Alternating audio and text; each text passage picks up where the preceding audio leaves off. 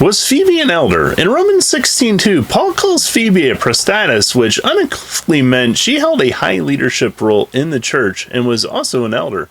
In the 2nd century AD, Atticus said that Plato tried to magnify the importance of the soul, declaring it to be the beginning of creation and the pupil of God, and the power prostatus presiding over all things.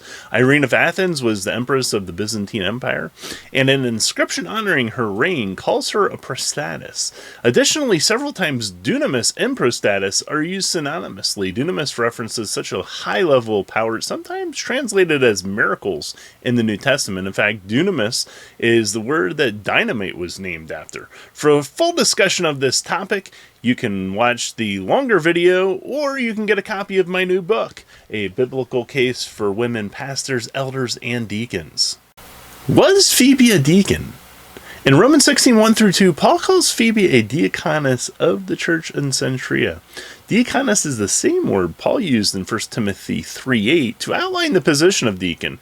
And actually, Origen, an early church father, in his commentary on Romans, does state that Phoebe was in fact a deacon. Furthermore, William Tyndale, when he translated the Bible, he called Phoebe the minister of the congregation of Centria.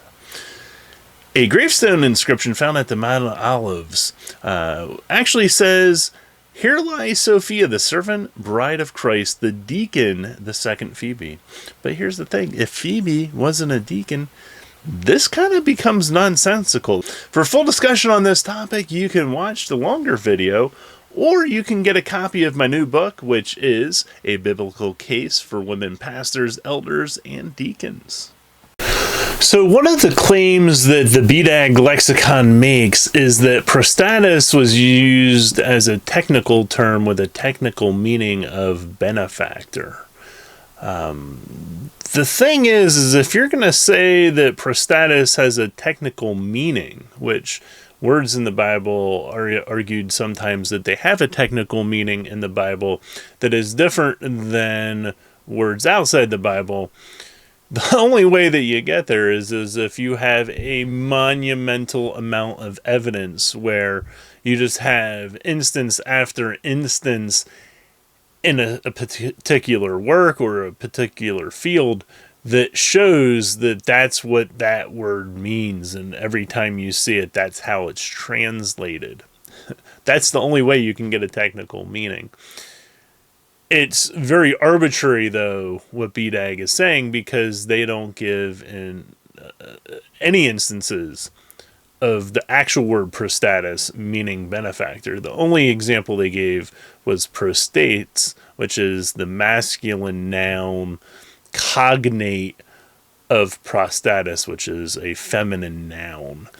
And so, yes, they can have the same meaning, but even the example given as we explained doesn't even clearly show that even prostates meant benefactor.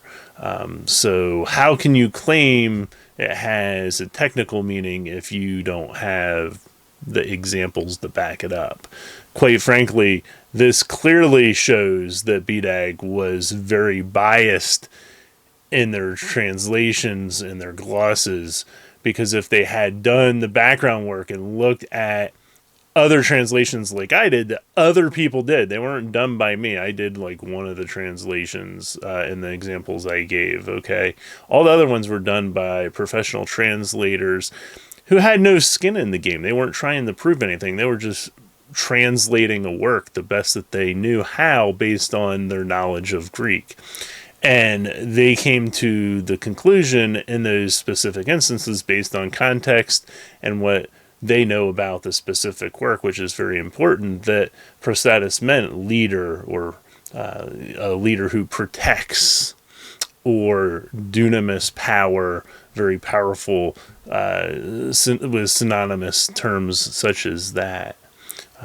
So if you want a fuller discussion on this topic, what you can do is get a copy of my new book. It is A Biblical Case for Women Pastors, Elders, and Deacons.